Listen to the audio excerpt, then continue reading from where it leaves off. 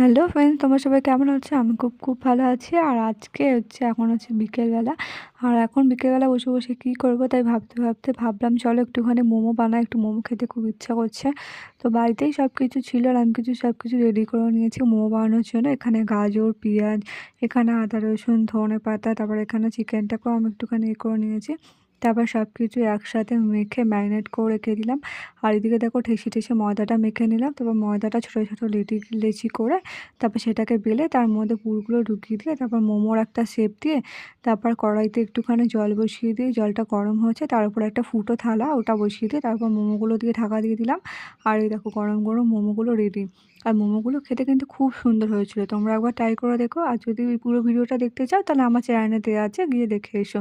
আর কেমন লাগলো জানিও ভিডিওটা। আর মোমোগুলো খেতে কিন্তু খুব সুন্দর হয়েছিল, মানে দারুণ লাগছে পুরো দোকানের মতো। তো ভিডিওটা ভালো লেগে থাকলে লাইক, কমেন্ট, সাবস্ক্রাইব করে দেবো। বাই।